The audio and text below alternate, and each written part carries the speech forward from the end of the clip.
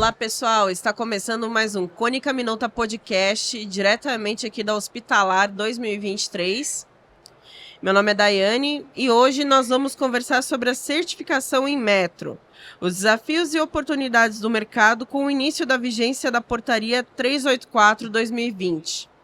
E para falar sobre esse tema, eu recebo aqui a Mônica Costa, que é gerente de gerente de assuntos regulatórios na Cônica Minolta. Oi, Obrigada pela participação, Obrigada. Mônica.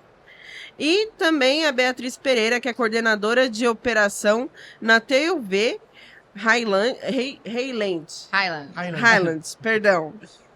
E também o Francisco Godoy, que é coordenador geral de operações. Muito obrigada aqui pela presença de vocês, tá? E se quiserem também aproveitar o ensejo de falar um pouquinho sobre a empresa, fiquem à vontade. Tá bom, obrigada. Obrigada pela oportunidade, pelo convite. A TUV Highland, ela é uma líder mundial de prestação de prestação de serviços de inspeção, segurança, ensaios, testes e ensaios de laboratórios e certificação. Ela também, assim como a Cônica, tem 150 anos. Olha só. É uma empresa alemã. E aqui no Brasil a gente atua em 4 grandes áreas, que é áreas industriais, mobilidade, sistema de gestão e produtos, que é onde eu e o Francisco atuamos. Bacana. Bom, primeiro, agradecer você, Beatriz, Francisco, pelo tempo, pela disponibilidade em estar aqui com a gente para falar um pouquinho sobre esse tema, que é tão importante. E, assim, a ideia aqui é esclarecer dúvidas, deixar claro qual a finalidade, do processo de certificação, para que todos, consigam entender como é atuar no mercado, como é estar em conformidade para atender aí todas as questões de segurança dos equipamentos. Então, acho que a primeira pergunta aqui, até compartilhando, que nossa colega comentou. Quer perguntar? A gente estava aqui antes, comentando o que seria essa certificação em metro, para quem não sabe o que é, qual é a importância disso para o mercado de equipamentos, o que isso tem, o que é, para quem é leigo. Eu toque? Vamos lá. Então, a certificação de produtos por metro, ela tem duas vertentes, assim, duas necessidades. A primeira necessidade é atender a regulamentação da Anvisa. A Anvisa exige que o produto passe pela certificação para que ela possa liberar o produto para comercialização no Brasil. E o que está embutido nisso? É a outra vertente, que é a avaliação da segurança do produto. Então, a certificação em metro, ela é um conjunto de avaliações que a gente realiza para garantir que aquele produto ele tem um projeto seguro, ele tem um sistema de fabricação seguro, para que ele chegue ao usuário final sem riscos para quem vai usar ou para quem vai ser submetido ao uso desse equipamento. No caso, dos nossos equipamentos, por exemplo, é o que dentro do sistema é chamado de certificação compulsória, Então, exato. É obrigatório que esse equipamento tenha esse selo, essa certificação em metro, para que ele possa ser registrado e comercializado no Brasil. Interessante. Bem legal. Bom, até pegando um pouquinho do que o Francisco comentou, acho que a gente poderia falar um pouquinho, e vocês explicarem para a gente qual é a importância realmente do processo quando a gente fala da certificação do produto. Porque assim, é uma gama muito grande de produtos, são regras diferentes, são normas diferentes, tem normas específicas. E como vocês enxergam isso hoje no cenário, como um todo? Quais são as dificuldades que vocês têm no dia a dia? E por parte do fabricante também, o que vocês entendem que hoje ainda é algo que precisa ser melhorado? Essencialmente, a certificação, como eu tinha comentado, ela essencialmente tem a ver com a segurança do produto. Ele não apresentar um risco para o paciente, não apresentar um risco também para o usuário, o profissional que está usando aquele produto. A certificação, ela digamos assim, ela está assentada em 3 pilares, que é a avaliação do produto por meio de testes de laboratório, e aí é onde entram essas normas técnicas que a Mônica comentou. Realmente são várias normas, e tem normas específicas para um equipamento de raio-x, para uma mamografia, e enfim, qualquer equipamento. esse é um dos pilares. Outro pilar que é importante é o pilar da avaliação do processo fabril do produto. Então, a gente precisa visitar as fábricas para inspecionar, para verificar se aquele fabricante tem condições de produzir um produto seguro. Não basta o projeto ser seguro, ele também tem que ser capaz de na prática, fabricar aquele produto de uma forma segura e que ele saia seguro da fábrica, né? E o terceiro pilar é a documentação técnica desse produto, que é feita pelo fabricante. Então, tanto o projeto, o gerenciamento de risco é uma parte importante, né, da documentação que a gente analisa. A parte da usabilidade, que hoje em dia se vê muito isso. Tem muitos produtos que o que eles costumam apresentar de problemas não é tão relacionado às suas características de construção, mas assim, a erros de uso, por conta da interface estar mal projetada, mal dimensionada. Aí é onde entra a usabilidade, né? Então, são essas partes, as partes mais importantes da certificação. E o que a gente tem de desafio? Desafio hoje, especialmente para os fabricantes nacionais, é fazer o desenvolvimento do produto se atentando a essas regras, a essas normas, para que ele possa atender. Num primeiro momento pode parecer tudo muito complicado, mas não é, não. As normas, elas têm uma estrutura bastante lógica, bastante, digamos assim, compreensível, né, do ponto de vista da engenharia. E é um desafio, mas é um desafio superável, né?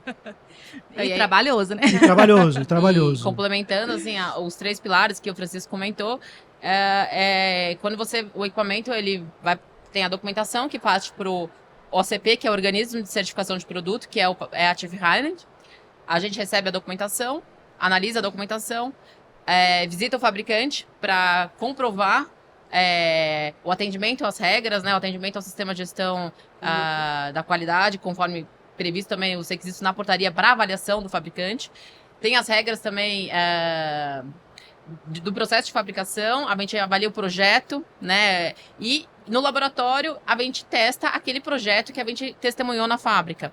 Então é como se os 3 pilares eles se conversam. Então a gente comprova em testes do laboratório e comprova em visitas no fabricante que a conformidade se mantém, né? E isso é visto inicialmente antes da emissão do certificado e durante os ciclos de manutenção desse certificado. Então, anualmente, no caso, né, da portaria 384, que é a portaria onde se enquadram os produtos da Cônica, a gente, em até 15 meses, a gente tem que concluir os processos de manutenção e comprovando, mantendo o atendimento que foi dado na certificação inicial. Até falando um pouquinho, né, da portaria 384, é a portaria mais recente, né, do Inmetro, e as empresas, elas precisam, né, adequar os projetos, né, o processo de certificação para atender essa nova portaria. Então, eu queria entender também, né, quais estão sendo, né, as dificuldades das empresas em relação a essa adequação e o que vocês, né, como OCP, também entendem que os fabricantes ainda têm maior dificuldade para essa adequação. A portaria 384, ela trouxe algumas inovações, né? Uma das que mais chamou a atenção é o fato de que o certificado não tem mais uma validade, ele não expira, né? Antigamente eles tinham o certificado tinha validade de 5 anos, depois de 5 anos o certificado tinha que ser renovado, e isso muitas vezes implicava em fazer novos ensaios. Mas, por exemplo, o fato de não ter mais uma data de validade, como vocês enxergam isso? É uma oportunidade? É um ponto que pode trazer no futuro algum complicador? Como vocês enxergam isso? Eu acho que isso não é um ponto até que positivo, mas é que você tem que entender assim, essa característica de não ter mais uma validade, ela está vinculada a uma outra, que aí é onde vem o que o pessoal está tendo a dificuldade, que é assim, você precisa, para manter o certificado válido, que o seu produto, o seu projeto esteja sempre atualizado de acordo com as normas que a Anvisa coloca. Então, a Anvisa, ela publica quais são as normas técnicas que ela exige, e essas normas elas têm um prazo para entrar em vigência. Nas portarias anteriores, eu emiti o certificado e a Anvisa publicou uma nova norma, ela não necessariamente precisava ser incluída, porque o certificado tinha uma validade e na renovação se atualizava. Na regra atual, isso tem que ser, digamos, em tempo real. Foi publicada uma norma, ela tem um prazo para entrar em vigência, o fabricante vai ter que atender essa norma. né? Então, isso acho que é uns grandes desafios, porque a gente precisa trabalhar com muita antecedência. Preciso estar antenado nessas normas, nos prazos, estar em contato com os fabricantes, para que eles estejam cientes disso e se preparem para fazer essa adequação. Para o fabricante também é um ponto, às vezes, crítico, né? Sim. Porque, assim, as mudanças, elas estão acontecendo de forma muito rápida. E, às vezes, entender esses prazos e adequar um projeto, se necessário, considerando hoje pontos, às vezes, dificultadores, né? Que é a parte, por exemplo, de ensaios, às vezes, de capacitação, e até a parte mesmo hoje que envolve a Anvisa, pode ser algo também que no futuro seja um ponto de necessidade de nova avaliação. O que vocês acham, entendem? Se isso em algum momento pode ser avaliado ou não? Eu acho que a portaria ela é recente, ela precisa, digamos, rodar um pouquinho, para a gente ver como que o mercado se comporta, como que os equipamentos que entram no mercado se comportam em relação a isso. Pode ser que seja revisto daqui a um tempo? Sim, as coisas elas sempre evoluem. De repente esse modelo não é o mais adequado, pode ser que daqui 5 anos, 2 anos, sei lá, né, o Inmetro e a Anvisa percebam que essa não foi uma decisão muito boa e mudem o caminho. Legal. Ou não, né? Depende de como evolui. Porque também acho que vai depender realmente dessa evolução, né? E de como, porque ainda está em prazo, né, de adequação. Sim. Até sim. 18 Até de dezembro desse dezembro, ano. né? Exato. Então ainda está nesse prazo de adequação. Então pode ser que até chegar nesse momento, né, algo aconteça que realmente faça com que seja avaliado de uma forma diferente. Eu acho que isso também é muito bem visto, né? E nós também, né, como fabricantes, entendemos essa necessidade desse feedback para vocês e para o próprio Inmetro, né? Porque é algo realmente que, às vezes, por prazo, por complexidade do equipamento, por projeto, né? Porque a gente está falando também de equipamentos importados. Então, às vezes, essa dificuldade ou morosidade, às vezes, de receber a informação do fabricante pode ser algo que, de alguma forma, possa impactar aí o cumprimento desses prazos, né? Eu acho que, assim, baseado nas duas últimas portarias, né, que a gente teve publicada 350 em 2010, 54 em 2016. A 384, ela traz muita atualização, eu acho, assim, em sentido também de mudança de cultura, de conceito. Ela dá um pouco mais de flexibilidade, em relação, por exemplo, questão de prazos de relatórios de ensaio, né? Antes a gente tinha uma regra muito restrita de 2 anos e 4 anos para equipamento de grande porte. Agora ela não determina mais a validade do teu relatório, mas ela te obriga a atender... Tem mais controle, né, do projeto. Exato. Então, assim, a auditoria também, ela tem uma flexibilidade que ela permite utilizar alguns requisitos se você tem um sistema de gestão certificado. O gerenciamento de risco vem muito presente também, né? Em vários pontos da portaria, ela traz o gerenciamento. Ela te dá a opção de, alternativamente, você pode validar um registro, a questão da produção. Antes a gente tinha que testemunhar a visita. Hoje a gente busca por boas práticas, né, em questão de auditoria. Sim. A gente quer testemunhar a produção do produto que nós estamos certificando. Mas ela traz umas opções também de mudança de conceito nos ensaios de rotina. Então, para o mercado, eu acho que ela traz... não deu uma facilidade... Não posso dizer que ela facilitou, mas ela está em comum ao que está acontecendo lá fora, né? Na verdade, você acha que ela está dando também mais... confiança, né? E assim, mais responsabilidade também pro fabricante dentro do processo. Exato. Né? É o fabricante e o OCP, o organismo de certificação, ambos têm as suas responsabilidades. Ela te dá mais abertura em algumas coisas, mas ela te demanda responsabilidade. Eu tô abrindo mais opções, mas você tem que ter mais controle sobre o seu projeto. Exatamente. Exatamente. Então, acho que tá sendo aí um caminho, né? Que tem que ser caminhado juntos, né? Fábrica e organismo certificador, para que realmente a gente consiga, no final, entregar um produto com segurança comprovada, com qualidade comprovada e que para atingir ali a finalidade principal realmente que, né, é o paciente. Então, acho que isso a nova portaria está trazendo de forma mais clara também. Sim. E quando a gente fala, né, de Inmetro, acho que ainda é uma grande dúvida também saber quando tem que passar por um processo de certificação de um produto, né? quais produtos precisam ser certificados, quais não, qual é o critério, para quem não executa o processo no dia a dia, onde encontra essa informação, sabe? Como saber o que precisa e não precisa hoje de certificação? Hoje, quem regula o programa, né, o programa de certificação é a Anvisa. Ela, por meio de publicações de RDCs, né, de resoluções. Ela determina quais são os produtos que devem passar por certificação. No nosso caso, a gente tá falando tem duas categorias que a gente divide no nosso setor, que é a categoria de produtos ativos e não ativos, mais ou menos. Os equipamentos eletromédicos, a gente considera os equipamentos ativos, e tem as portarias, os produtos não ativos, que seriam as agulhas, seringas, equipos que também precisam de certificação. Tá? Mas no nosso caso aqui, a da 384, a RDC da Anvisa que regula, que determina quais são os produtos que devem passar por uma certificação, é a 549 de 2021. E ela determina que os produtos que devem ser certificados são basicamente os equipamentos de uso médico para diagnóstico, tratamento, fisioterapia, odontológico e os equipamentos de estética. Né? Então, se o seu produto, ele pode ser também mecânico, né? Mas se o uso pretendido dele tem essa finalidade, possivelmente ele tem que passar pela certificação.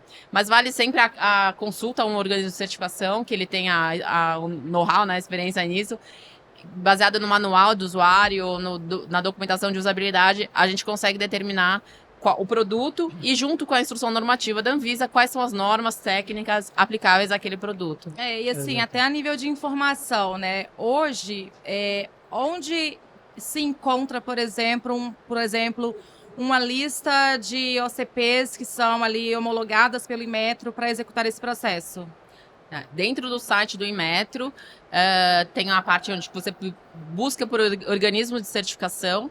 E aí você consegue, pelo escopo, que seria o equipamento sob vigilância sanitária, né? Que seria a 384, ou as portarias de agulha, seringa e equipo, que são a 84, 478... 478, né? 478... 461, enfim, tem... 461, aqui também vamos mudaram deixar o pessoal de casa, né? Totalmente doido. E o Inmetro, com esses números. E eles vão mudando, aí vai alterando os números e a gente tem que gravar todos. Mas você consegue constar pelo escopo específico e checar se a OCP tem acreditação para aquele serviço.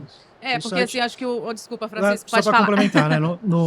No site do Inmetro você consegue encontrar a lista de organismos acreditados, não só para produtos, mas também laboratórios, certificadoras de sistema de gestão, e você também tem acesso à pesquisa das regulações. Então, a portaria está lá, e é legal consultar no site do Inmetro, porque se aquela portaria foi modificada por outra, isso vai estar descrito no site do Inmetro. Então, é bem tranquilo de se acessar.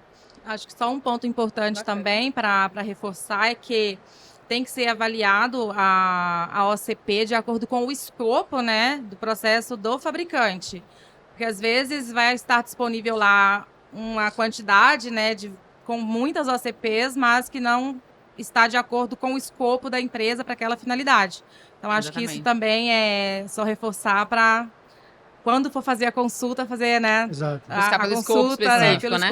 o escopo correto. Exato. Bom, você tem mais alguma pergunta?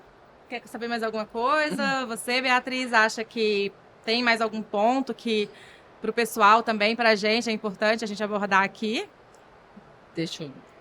Até saber um pouquinho hoje, que a gente fala muito de certificação, de ISO, de sistema de qualidade, né? A gente tem aí a ISO 13485, que é uma norma, né, focada em processos de gestão de qualidade.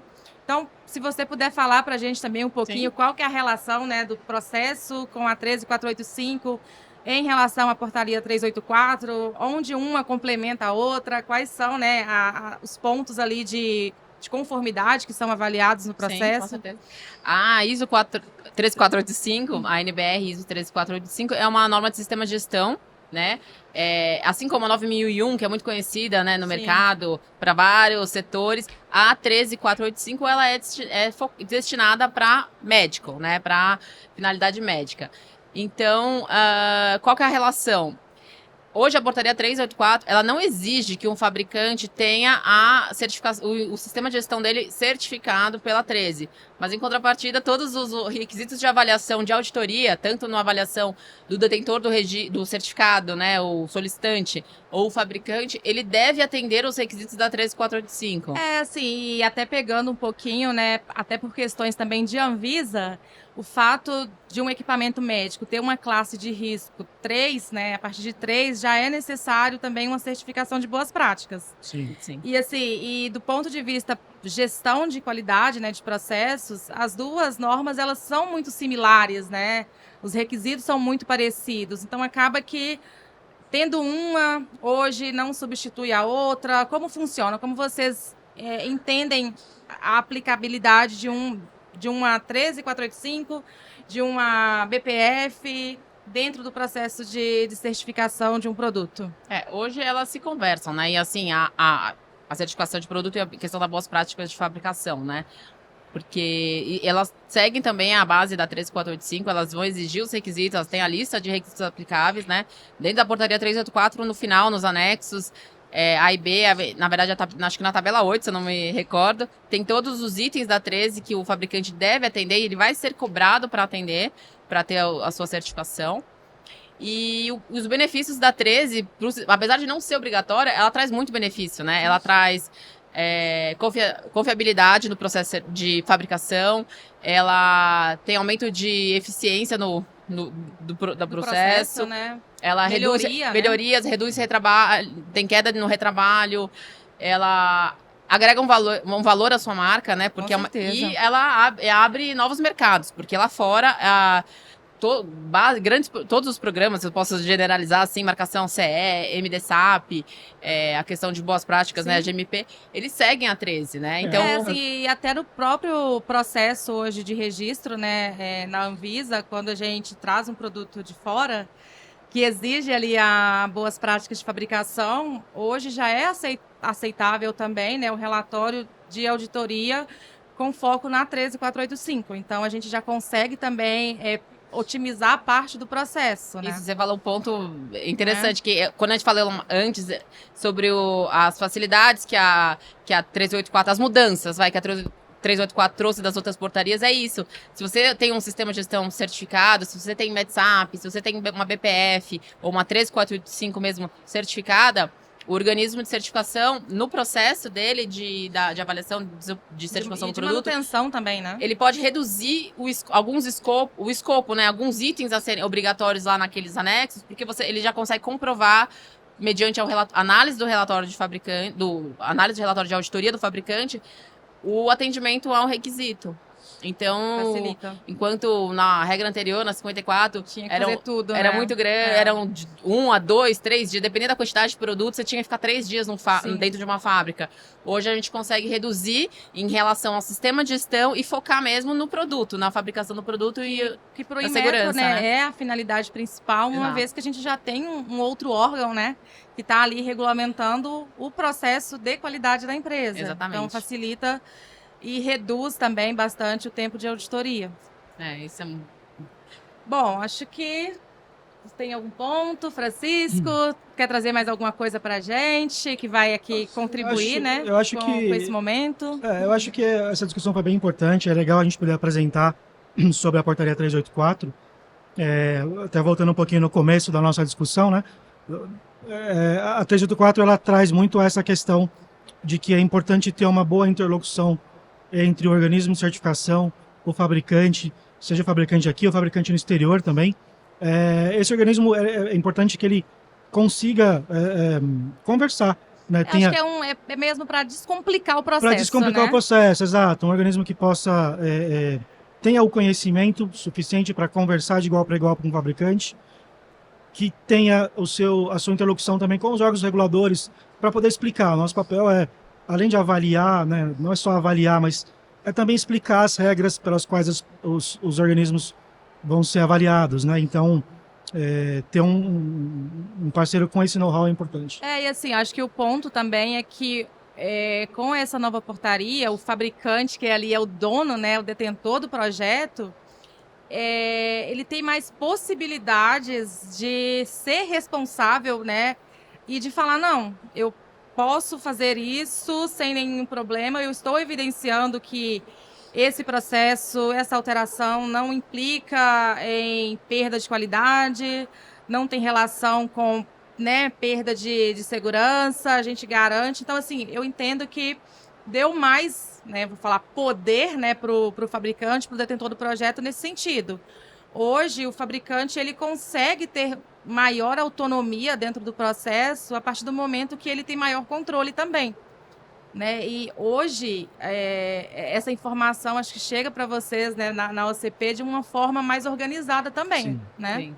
Sem dúvida. Acho que facilita. E a portaria traz também olhando para o nosso lado, ela traz em vários pontos o texto, né? Cabe ao OCP, ou seja, ele transfere também para nós o poder, como você falou, da decisão, sim. né? Por aquilo, por aprovar uma alteração de projeto baseada em validações, sem ter que pedir para reensaiar ou não. O OCP avaliou e falou, não, o seu produto tem esses impactos, precisamos mandar para o laboratório novamente. Então, para a gente também, olhando para o nosso lado, a gente tem um pouco mais dessa flexibilidade do poder da decisão, que é o papel. Fica mais dinâmico também, né? Fica assim, não fica aquela coisa de você faz e a gente obedece. Abre uma discussão para entender juntos a necessidade, né? Daquele novo teste ou não. Então, acho que... Não é uma fiscalização. O OCP tem um pouco essa imagem. Eles acham que os clientes, né, acham que o OCP vai só fiscalizar. Não, a gente juntos vamos desenvolver, né? A gente vai, obviamente, seguir as regras, a gente vai analisar, vai cobrar, mas há uma interlocução, né? Há essa abertura. A gente é um parceiro. A gente é um parceiro de desenvolvimento. É parceria, né? Nosso papel é, como eu disse, esclarecer qualquer orientar, dúvida, né, como fazer da forma certa para que o produto, no final, seja certificado e registrado com a finalidade principal. Isso, né? Sim. Então, isso, acho que no dia a dia, né, nos processos, a gente vem percebendo também essa facilidade maior hoje de conversa, de entendimento e de definição, às vezes, em conjunto. Da necessidade de novos ensaios, de atendimento, sempre seguindo, requisito. Né? Lógico, seguindo o que está escrito, atendendo, né? A conformidade. Exatamente. E aí, Mônica, você perguntou se tinha mais um ponto, eu acabei de lembrar aqui que uma pergunta que a gente mais escuta assim, em eventos como esse, como na Feira Hospitalar, é quanto tempo qual é a previsão de uma emissão de certificado, Verdade. né? Eles falam, quanto tempo demora? Isso. A resposta que a gente dá é depende, né? Depende de Sempre, quanto... Essa é a resposta oficial, tá? Depende. Quanto que você está preparado, né? Quanto que está amadurecida a sua documentação, o seu sistema de gestão de fabricação, seus produtos eles já estão ensaiados conforme as normas exigidas pela instrução normativa da Anvisa, seu gerenciamento de risco está finalizado. É verdade. Então, e é um ponto também, né, que às vezes cabe uma discussão, e aí voltando de novo quando a gente fala de um equipamento importado. Porque lá fora, às vezes, né, o processo é diferente. E a regulamentação, às vezes, utilizada para registrar lá, é diferente da que a gente tem no Brasil, vigente. E às vezes a gente trava, né? Porque não, atende lá, a gente acha que atende aqui, quando vai avaliar, não atende. A gente tem que voltar ao processo para adequar o projeto para a regulamentação do Brasil. Então, hoje também, né, aproveitando que você mencionou esse ponto, até onde vocês acham que existe essa diferença entre regulamentação para certificação em metro e informação e documentação que vem de fora? Olha, eu acho que assim, elas são muito equivalentes. A questão regulatória lá de fora com o Inmetro, as exigências aqui do Brasil.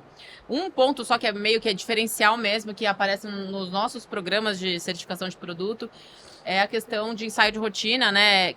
Que é exigido que o fabricante faça ensaios de rotina, faça ensaios de validação de produção, e que eu não me recordo agora se lá fora tem um programa assim tão crítico. Acho que tem alguns programas, acho que nos Estados Unidos tem, mas são menos rigorosos, eu acho.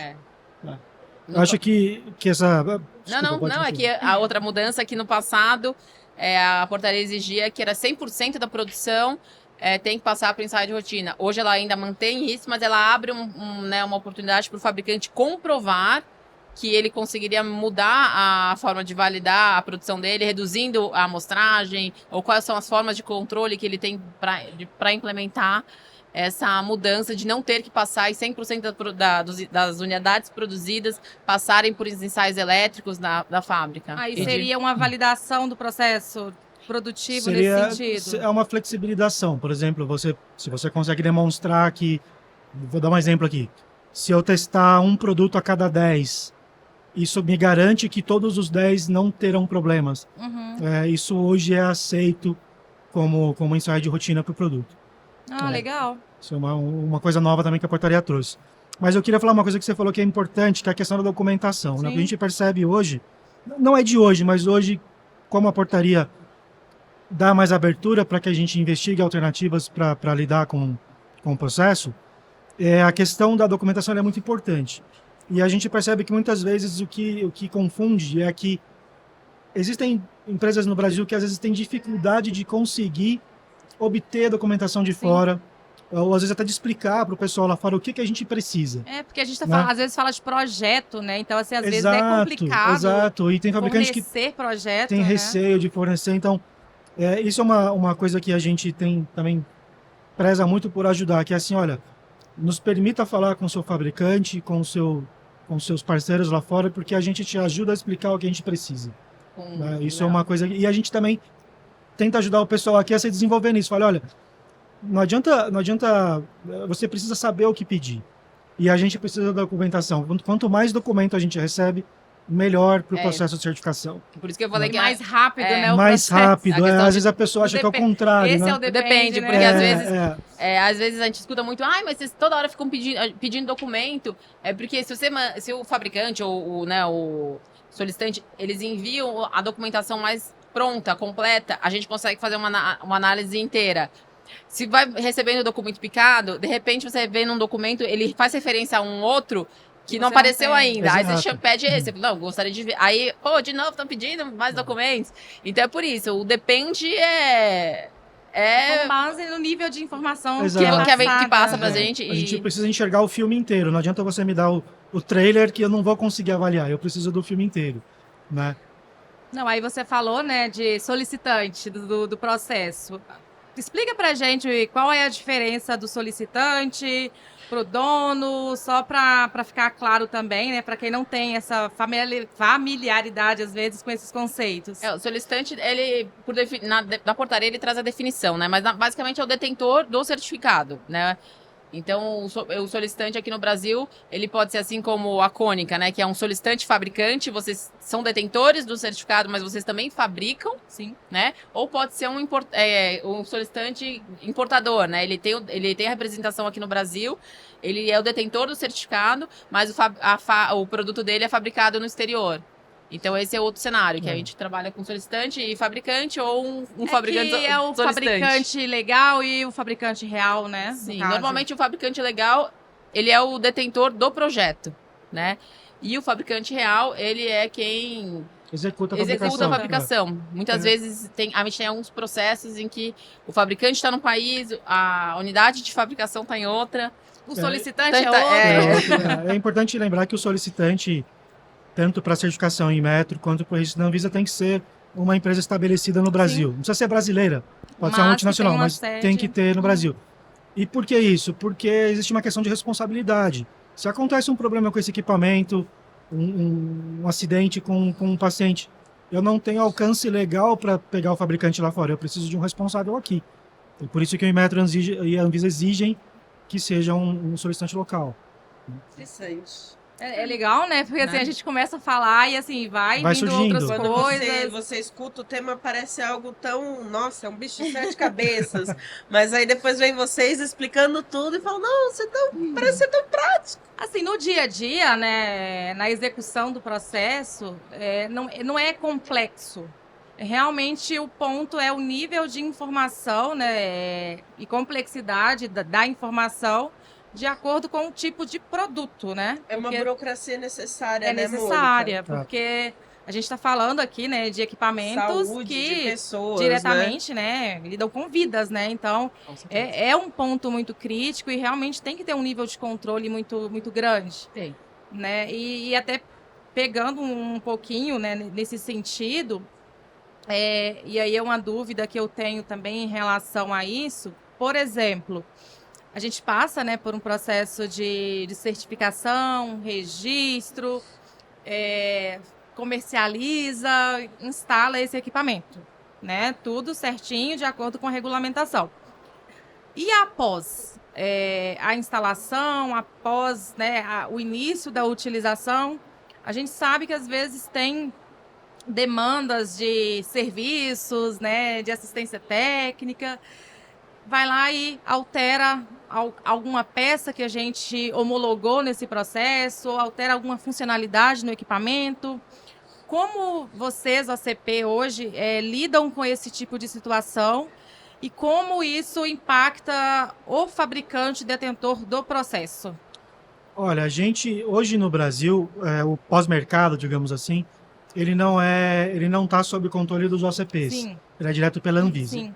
Mas o que a gente tem que entender é o seguinte, ó, quando a gente certifica um produto, a gente certifica aquele projeto, aquela versão de projeto, que tem aquela lista de componentes. Se você colocou ele no mercado daquele jeito, tá tudo certo. Passou-se um tempo, alguém foi lá, mexeu, trocou. Se isso gera algum problema, ou se isso digamos, descoberto por numa inspeção da Anvisa, ou se causa um mal para um paciente, isso é a primeira coisa que vai se olhar. Bom, esse produto, ele é o produto que a gente certificou, ou que a Anvisa autorizou, ou alguém mexeu nele? Então, a certificação, nesse sentido, ela é uma proteção para o fabricante, né? Porque se alguém mexeu inadvertidamente, ou, sei lá, por algum motivo qualquer, falar, não vou comprar esse tubo de raio-x aqui não da Cônica que é caro, vou botar um alternativo mais barato, né? E isso traz risco para quem está usando. E se isso vier a causar um problema, não é possível a Cônica responder por isso, ou a TUV, ou quem quer que seja, responder por isso, porque foi uma coisa feita em um produto que descaracterizou aquele produto. O original, digamos, descaracterizou o original. E a importância disso constar também no próprio gerenciamento de riscos, né? Exato. Então a gente tem um documento, né, que a gente fala muito, que é o RMP, o Registro Mestre do Produto, que é a listinha de componentes e processos daquilo. Se acontece alguma coisa e aquele produto não corresponde a isso que foi aprovado, não tem como a gente tratar isso. Infelizmente, aquilo se causou um problema para alguém, um risco para alguém, pode se causar um acidente grave e que está na responsabilidade de quem fez aquilo, não de quem colocou o produto no mercado. Não, e isso é interessante, né? Porque às vezes fica aquela... E não que tenha que ser diferente, né? Mas tem essa necessidade realmente, acho que, de esclarecimento, porque não é unicamente porque é um produto do fabricante que algo aconteceu e é responsabilidade do fabricante, né? Exatamente. Tem que se avaliar o que aconteceu para entender de fato e responsabilizar o verdadeiro responsável pelo ocorrido, né? Isso que também, voltando, né, a 13 é importante, porque tem o capítulo de rastreabilidade, identificação e rastreabilidade. Por isso que é tão importante, a gente cobra tanto do fabricante manter o controle daquela amostra, né? Daquele número de série, desde o início, desde quando as partes ainda estão no estoque para serem montadas. Tudo aquilo dentro do RHP, que é o registro histórico do produto. Cada produto tem o seu RG, que a gente fala assim, seu documento de identidade, que é esse RHP, porque a gente consegue fazer voltar desde do estoque, quais são os produtos que foi colocado nele, qual é o lote, de qual fornecedor, e quem montou, quando aí sai de rotina, quando foi liberado, a pessoa que apertou o parafuso vai estar escrito lá. Então isso realmente, essa rastreabilidade, ela é importante. A gente vai colocar uma legendinha no vídeo para colocar essas siglas. Não, mas é interessante e é bom falar disso, né? Porque acho que descomplica muito. Sim. Para quem está de fora e às vezes não participa do processo desde o início. Então acho que isso é bem visto e é bem entendido também. Eu acho que ajuda bastante quem às vezes não consegue identificar e separar de fato até onde vai a responsabilidade do fabricante e onde começa a responsabilidade, né, do cliente no momento da utilização e até quando ele faz algo que a gente não recomenda, né, nas instruções, nos treinamentos, porque é algo realmente muito crítico, né? Isso é uma coisa muito interessante. Às vezes a gente percebe, hoje é menos, mas uns anos atrás, alguns fabricantes que eles tinham uma certa relutância de colocar muita informação no manual do produto. E a gente sempre fala, o manual do produto é a sua maior garantia de segurança de que o seu produto vai ser bem utilizado. Coloque no manual toda a informação, inclusive do que não pode ser feito com o produto. Principalmente do que não Principalmente pode, né? do que não pode. Porque isso, além de você estar protegendo o seu cliente, né, o usuário, você está se protegendo de uma ação por um problema que o produto causou.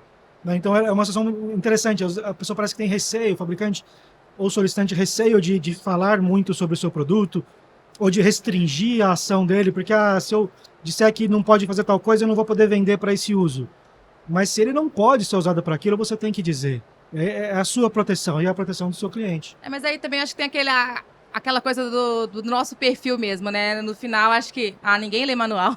Né? Acho que esse é o pensamento, assim, da maioria, né? Ninguém lê manual.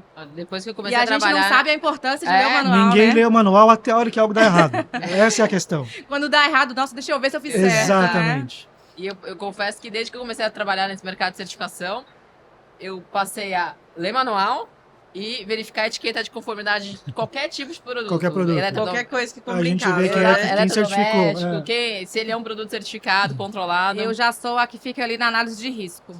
Qualquer coisa, análise de risco, gente, leva pra vida.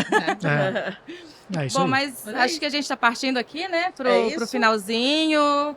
Vocês têm mais alguma coisa que queiram trazer pra gente de informação? O que eu gostaria de pedir para vocês é deixarem as redes sociais da empresa, para que as pessoas que têm alguma dúvida, depois que escutou o podcast, falou, putz, aquela coisa ali eu não entendi, vou mandar a dúvida para eles. Então fiquem à vontade para deixar as redes sociais da empresa. Tá. Depois a gente coloca aqui na descrição do vídeo também. Sim. A gente passa para vocês, mas a gente tem a nossa representação no LinkedIn, no Facebook e também no Instagram. Né? Ótimo. Legal. Vamos colocar aqui na descrição do vídeo. Vamos sim. Então, assim, agradecer, Beatriz, pelo papo aqui, né? Foi bem tranquilo. Acho que muita informação importante. Obrigada, Francisco. Nós é que agradecemos. E é isso. Estamos aí e a ideia aqui é que realmente esse bate-papo aí seja uma fonte de informação, né, para outros fabricantes, ou para quem só quer entender um pouquinho, né, como funciona aí todo o processo e a importância, né, da OCP dentro desse mercado de produtos, né, e equipamentos para a saúde. Então, muito obrigada pelo tempo, pela disponibilidade e pela atenção, principalmente. A gente agradece a oportunidade. Nós agradecemos e também estamos à disposição para qualquer dúvida. Se alguém estiver assistindo, quiser entrar em contato para tirar alguma dúvida, fique à vontade. Obrigada. Ótimo. Eu faço convite também para quem está em casa, acompanhar as redes sociais da Cônica Minolta, que nós vamos continuar trazendo bastante podcast, conteúdo sobre radiologia, inovação, tecnologia, também essas dúvidas, né, sobre certificações, né, Mônica? Então, fiquem de olho, acompanhem as nossas redes. Agradeço aqui aos convidados pela participação. Obrigada, Mônica, por me ajudar a conduzir esse podcast. E muito obrigada por vocês terem participado com a gente. Obrigado, pessoal. Obrigada.